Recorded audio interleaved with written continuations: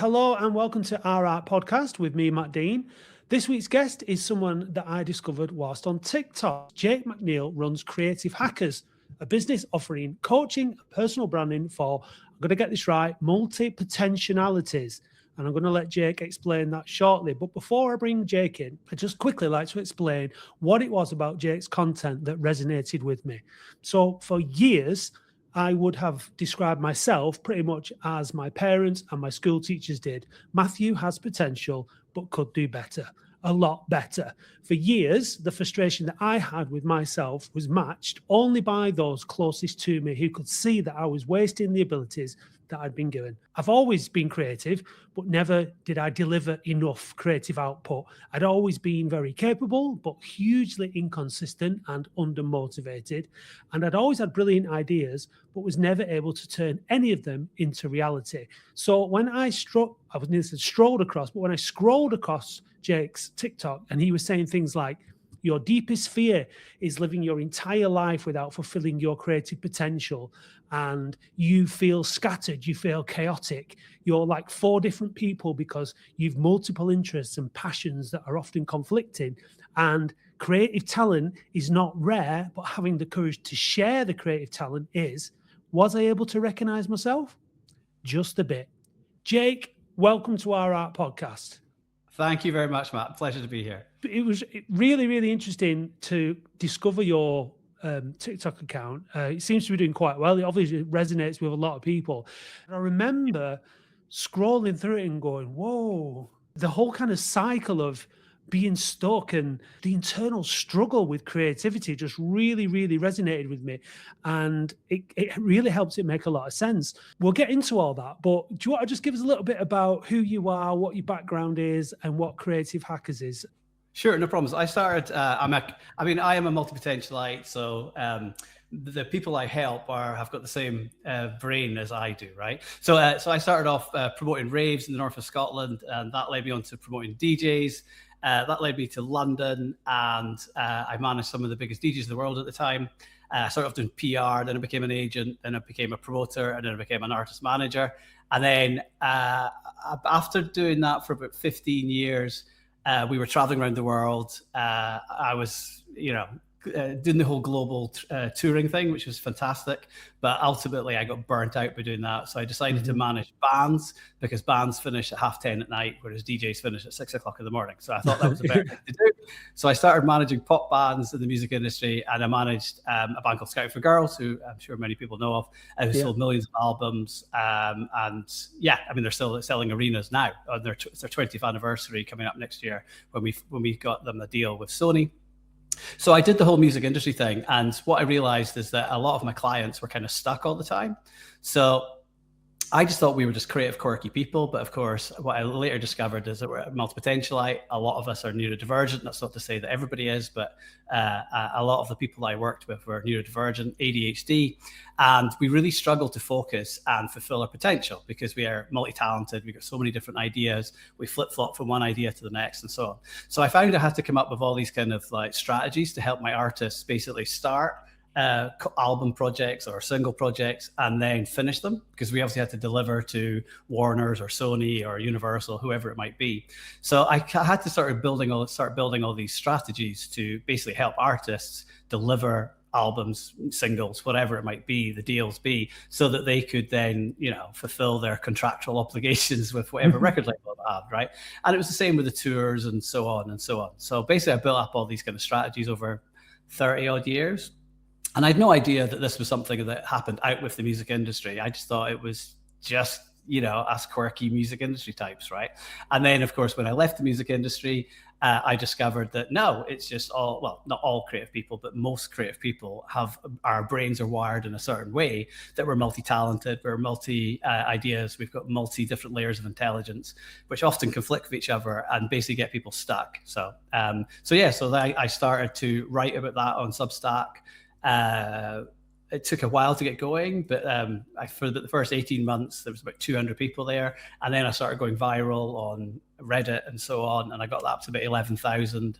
I started TikTok, as you say, 160 odd thousand there, and I've just started Instagram, so that's about 8,000 in the last 50 days or something like that. So I mean, it's a huge problem. It's under researched problem, and it's just something that I happen to naturally come across while doing my job as an artist manager in the music industry, and it's kind of gone from there. Wow, because I mean, managing bands is, I mean, I've been in bands and internal, I mean, not successful bands, just, you know, hobby bands and fun bands, and even they're hard enough to manage. And you've got all the different egos, you've got all the different creative differences, as they're often called. You've got substances, you've got all kinds of things that you need to deal with. So I guess that in itself comes with a whole load of interpersonal skills that you've had to develop, and understanding people in a really, really broad sense. But what was it that kind of like flipped the switch to make you realize that there was it was a specific type of personality, and what research did you do into that to help you understand it more? Well, I didn't really understand it until after I left the music industry. So I left after 28 years, and I had no idea what I wanted to do with my life, because I'd spent all my career in the music industry, right? So I was kind of like stuck, and I was searching, and basically I discovered the problem myself. So I spent 12, maybe 18 months coming up with business ideas, getting really excited about them, and then not following through with them, or just bouncing from one idea to the next, be feeling really scattered, feeling really chaotic. And it was the first time I'd ever really felt like that, to any sort of great length. And I was really stuck. So it was basically my own problem. And then it was like, well, I have to sort of, I'm really good at research, and, you know, I'm intelligent. So I was like, right, okay, I need to go and solve my own problem. So I started doing all these deep dives into it, and I came across this TED Talk, which was talking about multipotentiality, and then I discovered multipassionate, and then I discovered neurodivergence and how our brains are divergent thinking, whereas a neurotypical brain is convergent thinking. So for the listeners out there, the difference would be a neurotypical brain goes 5 + 5 = 10. There's only one possible answer. That's how a neurotypical brain works. But a neurodivergent brain will go, how many different numbers can we add together to make 10? So there's 11 different options. So that's why we're so creative, and that's why we have an idea, which creates another idea, which creates another idea, which creates another idea. And then once I started understanding that, and how I started doing research into famous people who had this kind of brain and how they fulfilled their potential. So for example, somebody like Dr. Seuss had a brain like this, and he couldn't finish any of his books, so he had to be given constraints. So for example, his publisher bet him that he couldn't write a hit children's book using only 50 separate words. So that became Green Eggs and Ham. So as a challenge with a constraint, that then allowed Dr. Seuss to be able to finish books. Cat in the Hat was the same. He was only allowed to use 286 words. So what I had discovered is that if you create frameworks to funnel our thinking, then we can actually be very, very successful. And of course, then of course it kind of dawned on me, well, that's what I was doing with my artists in the music industry. That's how they went on to sell millions of singles or albums and stuff like that, is I actually created frameworks without realizing that's what I was doing. So basically it was just a lot of sort of joining dots over a 30-year period. And that's how I discovered it. And then that's how I solved my own problem. And then I help other people solve the same problem now. Yeah. So tell us a little bit about how you do that then with Creative Hackers. Well, it depends. It's very personal thing. It just depends on the people. But I often use a framework which is based on Carl Jung, the psychiatrist, and he had a thing called the wounded healer archetype, which is very much like you have a problem, you then solve the problem, and then you help the younger version of you solve the same problem. And the reason that works so well is that it kind of really focuses you, because you've already experienced that problem yourself. You know what the problem was, you know what the hopes, the fears, the aspirations, the insecurities, all the difficulties of that problem was. You then create a solution, and then you help other people. And you can see this in pretty much every creative business. So if you look at something like CD Baby, so Derek Sivers started CD Baby. The reason he started CD Baby was because he wanted to sell his CDs online, and that didn't exist. So he learned to code. He was already a musician. He already had his own CDs. So he made a website. He put his CD up there to sell it online on a website. And it turns out millions of other musicians had the same problem. So by solving his own problem, he then helped other people do the same. Etsy was the same. It was the founder was a crafter, and he had nowhere to sell his crafts online. So he started a website called Etsy. He had a problem, he solved the problem, and then he helped other people solve the problem. So that's how a lot of these businesses start. It's in entrepreneurial terms, you would say it's scratch your own itch, but essentially it's problem solving. We're excellent problem solvers. Yeah, I think one of the things that probably resonate with me and with listeners is that thing of almost like one idea leads to another idea, leads to another idea, leads to another, and like you say, you start, and you don't finish, and there's a huge amount of frustration that comes in, and it's almost like you can see this really, really far off big picture and all these steps to get there, and then you just get completely overwhelmed, and you don't start the first one, and that was me in my life for a long, long time. I think there's lots of different reasons for why, but it's incredibly frustrating and debilitating and depressing when you can't surmount that. And it just goes in cycles. You might achieve something for a little while and then you drop off. And, you know, you're having conversations with people and you're trying to do work on yourself and they're telling you these things, but then you still can't get going. It's really, really, really hard. And I'm actually able now, sort of having been able to sort of step back and understand a bit more about myself, and I'm actually achieving things now, and I've started following through with things now, and I've gone over that. I'm sure there's a lot I can do to improve, and I'm sure if I was to work with you or study what you do, I could make significant further improvements. But what advice would you give to people who are in that situation where they say, look, I've got so much potential. I know I'm good at this. I know I'm good at that, but I just can't get out of this loop. What's the first step? Well, I think the first step is understanding why we're in loops, okay? So our brain, basically, we get dopamine from coming up with ideas. So every time you come up with an idea, we get really excited. And when our brains, divergent thinking brains tend to lack dopamine. So we tend to be chasing dopamine all the time. And this is also why people get addicted to scrolling on social media, stuff like this, right? Mm-hmm. Which is a big problem for creative people, right? So we do a lot of dopamine chasing. So when we come up with an idea, we get very excited. That then leads to another idea, which leads to another idea. And we're just chasing dopamine, right? And we're getting higher and higher and higher. So the metaphor I use to describe this is, you know, those cute little, tiny little houses you see on the internet? You go, so that's our original idea. We go, okay, I want to design and build one of these cute, tiny little houses. So we build that and we get very excited. And then because we're so excited, we build on another layer, another level, and then we build on another level, and then we build on the helicopter pad, and then we build on the gym. So before you know it, this tiny, cute little house in our minds has become the Empire State Building. And that's just because of the dopamine. We're chasing dopamine. This idea is getting bigger and bigger and bigger. We're really good at joining dots, and we get a lot of dopamine from that. So the more we join, the bigger it becomes. And then all of a sudden, our dopamine crashes. And all of a sudden, we look up at this metaphorical Empire State Building in our minds. And we're overwhelmed. We don't know where to start. So we crash, and then we feel shame because, you know, we feel like we're fooling ourselves. And then, of course, we our dopamines crash for a period of time, and then a week later or 2 weeks later, whatever point, we'll have another idea and we'll go through the same process all over again. So first of all, we have to understand what that is, okay? And once we understand what that is, then we can understand that what we have to do to stop that. So once I come up with an idea, I'm not permitted to go beyond that, right? So I design and build the tiny little house. Once I've built the tiny little house, then I allow myself to then build the next level and the next level and so on, eventually up to this Empire State Building. But it takes a lot of discipline to do that. And I'm not perfect. I still fall for the traps, the dopamine traps. But that's basically what it is. It's we're chasing dopamine. Yeah, I mean, that makes a hell of a lot of sense. From my own personal experience, absolutely chasing dopamine here, there, and everywhere that I could get it. For a long time, what would frustrate me is that I would, whether I was in work and things like that, and working for other people, I'd be able to see solutions in things, and often I'd get when I'd be talking to somebody and I'd be talking about a problem or a business, often whatever it was. I'd really get into a real flow state of going through these things and then start getting really sort of excited and really passionate and and it's quite exhausting for me and quite exhausting for the person. You know, I'd be like really like, and I still do it where I'm like laying it on, because as I'm talking and as I'm going through this conversation and I'm having all these realizations and learning as I'm talking, I get really, really sort of wound up and excited, and it can be quite full on.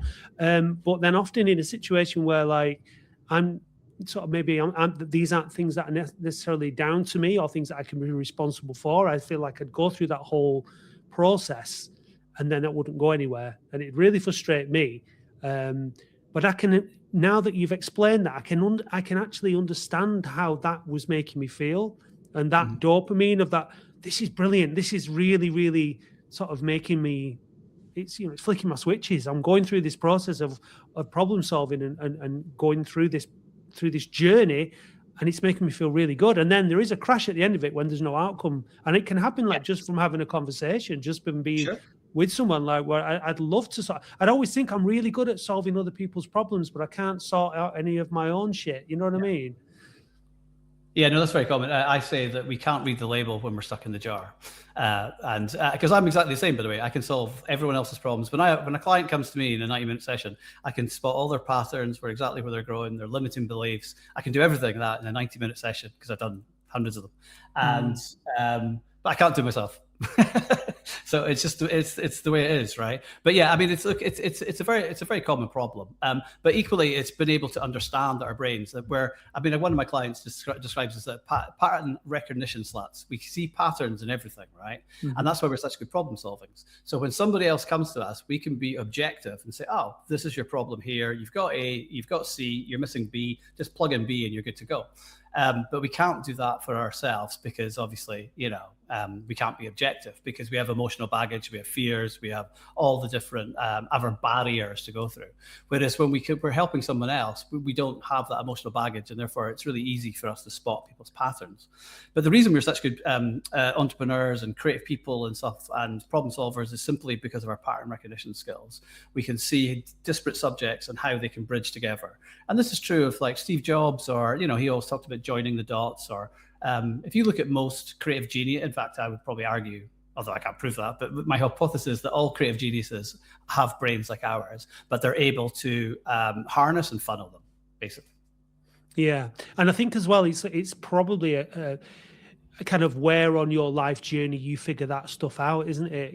I mean, like if you're able to manage that and get into that pretty early, when you're say in your early 20s or something like that, and maybe you're around the right types of people, if you're at a top university or something like that, and you've got great people around you, or you're just fortunate. Maybe if you grew up in where I grew up, in a working class part of Oldham, and it was a pretty crappy school, and it takes a long time. It took me a long time to join those dots for me, and what kind of brain I have and what kind of environments I best function in. So is circumstance a really, really important factor in figuring this stuff out? Does it, could people come to these realizations? Does it happen randomly to different people at different points, and is there ways and that we can help people get to those realizations if maybe we know somebody like that, or we feel well like that ourselves? Yeah, I mean, I think now there's just so much more information out there. So even when I left the music industry about 7 years ago, there wasn't this information out there at that point. So it's been very much a discovery. In my personal circumstances, I just happened to get into a job that was suited for a generalist, because an artist manager, you're overseeing teams of people who are doing radio, production, touring, agents, public relations, TV pluggers, radio pluggers, etc. You're overseeing a whole bunch of people, so that requires someone that's a generalist. And our brains are suited for generalist roles as opposed to specialist roles, where we get bored very quickly. So for me, I just happened to fall into a business that naturally suited my brain, and it was only when I left that business after a long period of time that I realized I had so many problems with it. So I think everyone's personal circumstances is different. I just guess I got lucky. But if someone's like an early 20s or late teens now, there's so much information they can read about this now and basically learn to harness their brains in very specific ways.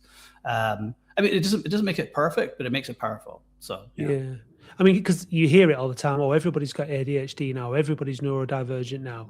Is there anything within our world and lifestyles and stuff like that kind of encourages that? You mentioned about phones and scrolling and things like that, or is it just now that we're much more aware, and we've always been we've always had a balance of, like you say, neurotypical, neurodivergent people? Yeah, I mean, I'm not an ADHD expert. I would say I understand the creative mind really well, and that tends to be neurodivergent. But I mean, my personal hypothesis is that it's a combination of two things. It's both, nurture and nature, in that we now live in an environment where people are monetizing our dopamine, right? And as we lack dopamine, I mean, I've got ADHD, so as I lack dopamine, I'm constantly chasing it. So, which is why doom scrolling can be problematic, and just so many different things now, right? But equally, I just think that there's more awareness of it now. I mean, I know in my family, because obviously it's a genetic thing. It's been proven that it doesn't just arrive. It's come genetically, right? And I can see in my family, the older generations who would never have thought of this. I can say, oh yeah, you've got that, you've got this, and you've got that, which is quite amusing. But yeah, so I think it's been about for a long time. But I think now that there's just more of a language for it, coupled and compounded with the fact that we now live in a technological environment where they basically rinse our dopamine for profit. I've said for a long time that, if we really wanted to help young people, we'd do a lot more with people's psychology in schools. We'd understand our brains a lot more. We'd put people in, we'd help them deal with stress and trauma from an early age. We'd match people up with activities and vocations that suited them, because it really is just about trying to find what you're suited for. We try to put square pegs in round holes for far too long, don't we? And that was I got to a point in my life where I was like, you know what, enough of this. I can't do things. I'm trying to do things because I think it's the right thing to do, and it's the wrong thing to do for me, and it's making me miserable. And until I've managed to start identifying the round holes and putting, my round pieces in them, things started to change. But we don't necessarily encourage everybody to do that, do we? In life, and it makes people unhappy. It makes people frustrated. What would your wish for young people be, and how would you sort of roll out a plan if you had all the power in the world to try and help young people find, especially the those with creative output, creative skill sets? Yeah, I think you have to kind of follow. It sounds like lame advice, but it sounds like Steve Jobs said it, but so did Albert Einstein, so did Marie Curie. Is that you have to follow your curiosity, right? Because that's just a natural thing. For us, we want to be authentic, and you can't fake curiosity, right? You're either curious about something or you're not. So I'm very much intuition led, and the reason we get so stuck as creative people is that intuitively we want to follow creative things. But of course, it's been conditioned into us by society that, well, you have to go to, get good grades, go to university, get a boring job, do the 9 to 5. And obviously with AI on the horizon, AI in our environment now, that a lot of these things are going to change. But nonetheless, as I was a kid, that's what I was told to do. So we get stuck between what we feel we should do and what we feel we want to do, right? And we get stuck in that. But my daughter's she's going to be 12 in a couple of weeks' time, and we're very much encouraging her to explore what excites her, what that might be. And she's a very creative person, right? She happens to be very good academically, but she prefers creative work. So that's up to her really to find her own path. But ultimately, there's this whole starving artist myth, which may have been true decades ago, but I don't believe that's true now. I think that any entrepreneur uses creativity, scientists use creativity, anything at all is about problem solving is basically creativity. And if you can solve problems for people, problems that they're willing to pay for, then you will, I encourage creativity to the max. And I always think that creative people who are solving a specific problem for people will always be fine. So follow your curiosity, solve problems, help the younger version of yourself with a problem you've already solved. That's what I would do. Great stuff. What this is obviously, I'm in the context of an art podcast, and it's not just art. Art is a very loose term. I'm based in my studios here in a cotton mill in Oldham, where we've got lots and lots of different creative people here. We've got creative businesses, photographers, videographers, printers, sculptors, all kinds of different creative businesses. And And turning that creativity into a business is a problem in itself. But Sure. creativity is such a broad term, and it's not just, oh, I'm an artist, I'm a creative, as in I have a particular skill. It's more of a mindset, isn't it? And that's and a way of how you approach everything in life. And people often say they're not creative when really they are. And they don't really identify it within themselves. And I find that quite frustrating when people don't understand that they have it in them as well. It's not, I mean, like you've said, that you've identified that there are different types of brains, but there's an element of it within us all.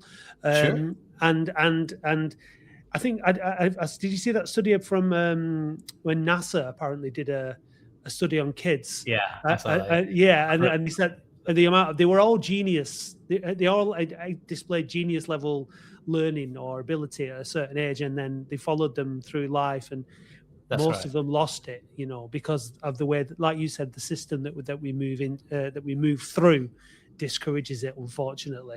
But one of the things I'm really interested in, and one of the things that I want to do here at 1853 Studios, where I'm based, is bring together the business community and the creative community or the artistic community to create a third space, and that's going to be the name of the event.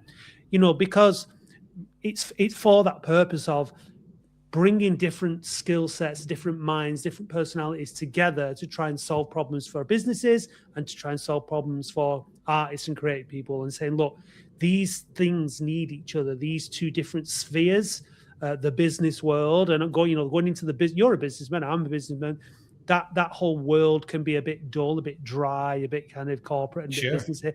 And then the creative side can be a bit wishy-washy and a bit arty, farty, and not, kind of almost like reliant on things like handouts and grants and stuff like that. I think the two things come together, particularly in a town like Oldham, which kind of needs that kind of that spark, and that's where there's real potential. I think, like you were saying, in terms of entrepreneurship and different ways of thinking and transferring those skills across to each other.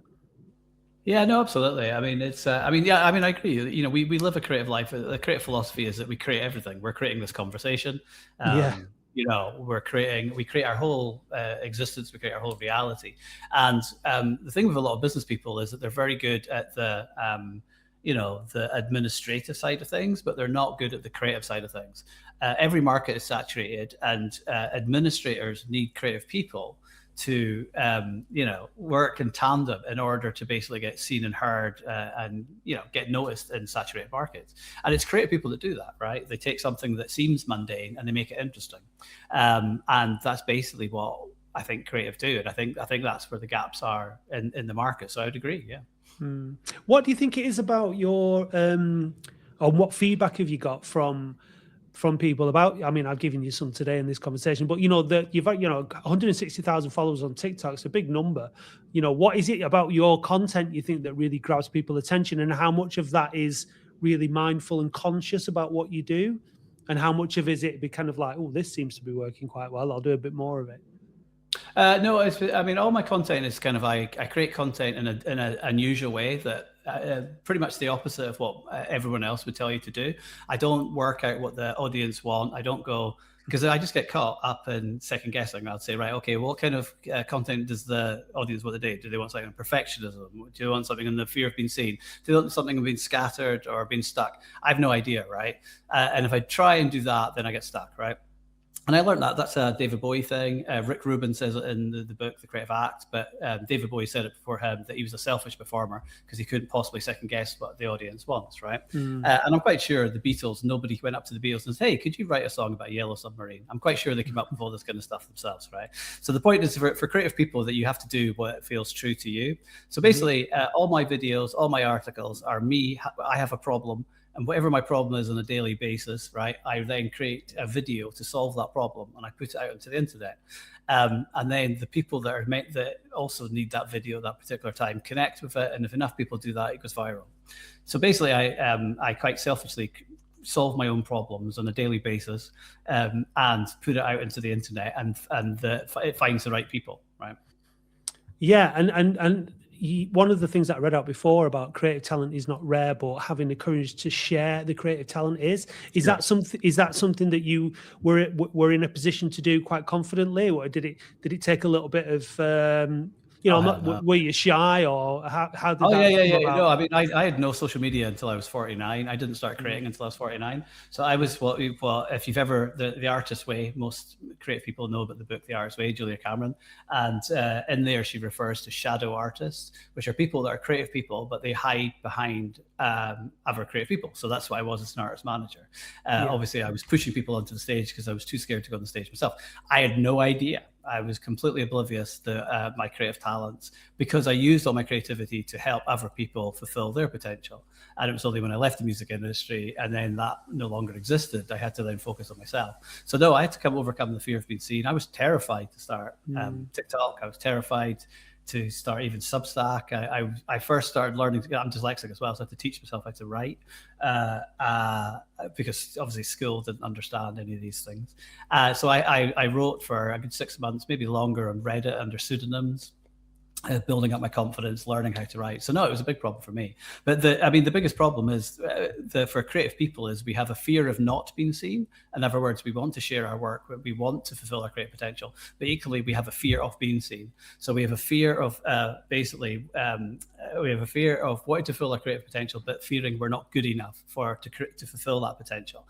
And we get stuck in this liminal space in between it. And that's true of Robbie Williams. That's true of Taylor Swift. That's true of any, whatever the most famous creative people in the world get stuck in this chasm, because I haven't worked with them specifically, but I've worked with a lot of famous people who are stuck in this kind of like liminal space between the fear of not being seen, i.e. not fulfilling the potential, and the fear of being seen. So it's quite ironic is that the most creative people tend to be highly sensitive. So this is what makes them so creative. They're able to distill pain and tragedy or joy and distill it in a way and communicate it to an audience in a way they can't normally communicate. That's because they're highly sensitive. The flip side of that is that they experience a lot of fear of failure, perfectionism, fear of being seen, because of their high sensitivity. So it's a double-edged sword, like everything. It's a paradox. So a lot of my work is not that the people don't know what they want to do. It's that they need to overcome the fear and to be able to do it. Yeah, because you mentioned ego quite a bit in your work, in this content that I've seen, and that thing about making that assumption of what other people are going to think about us, and that stopping us, rather than just saying, sure. Because this is something I've gotten over in the last 5-6 years of, this is me, so I'll put myself out there, take it or leave it, like it, don't like me, that's fine. There'll be people who resonate, people who don't. But I've stopped caring what other people think about me. But for years, I had this way I wanted to be seen, and that stopped me from being myself and being seen. And it really is. I totally empathize. Someone who's been, wanted to sing. I still do sing and stand up in front of people, and you kind of build this picture of yourself that you want to be. Yeah, I get like you said about David Bowie building up these different personas so that he could kind of live up to those different personas and leave himself over there, kind of thing. And it's just really, really fascinating. And what you've done really well is you're a really effective communicator. So you've this thing that you were struggling with, but you talk really well. You explain things really well, and it's very, very easy to understand. And you have that mixture of you use quite visual illustrations on your content while you're explaining it, and you're obviously very aware of the different how some different people take in information and all that kind of stuff, and I think it's fantastic what you're doing. I think it's really, really good, and the fact that you're able to share it, obviously you with Creative Hackers, you take people on as clients, you can explain a little bit about that, but you also, even just in those little short bursts of information, it's really, really helpful, I think, and really useful to people out there. So I really would encourage anyone who's been watching today, listening today, to go and check out Jake's content, because it might just unlock something in your brain and make you realize, that's me, that's why, and it might just help you go a bit further. So just before we wrap up, just give us a bit of info about what you actually do with people as a job and your personal coaching. Yeah, it just depends on the clients tend to fall into two different brackets. So some of them are really stuck; they don't know what to do. So when that happens, they tend to have lots of interest or lots of ideas. And with my pattern recognition skills, I often stack them up. So very common neurotypical advice would be to say, hey, niche down. And we really struggle with that because if you've got 5 different ideas or multiple different talents, to pick one idea or pick one talent, that's why we bounce one to another. So I help them what I call niche up. So I stack maybe some ideas or some skills together to solve a problem. And that way that they're not having to just niche down and focus on one of their talents. They're using 4 or 5 different talents. So an example of that would be, again, let's say Dr. Seuss. Dr. Seuss, he wrote the books, he did the poetry, he did the illustrations, he did the creative directorship. He did 4 jobs as one by stacking up his different talents to become the most successful children's author of all time, right? That would normally take 4 different people. So that's one thing I do. And then the other thing I do is basically they know exactly what they want to do, but they're overcome by fear, imposter syndrome, caring what other people think, whatever it might be. So basically we have to work on those 2 things. So yeah, that's the 2 things I do. But basically I work with people in a strategic kind of way, as I would when I took on an artist in the music industry. We would plan everything out and the strategy, step by steps, how to achieve what they wanted to achieve. But yeah, taking into consideration their mind, really. And how long is a piece of string? Is there a typical period of time that you work with people for? Or?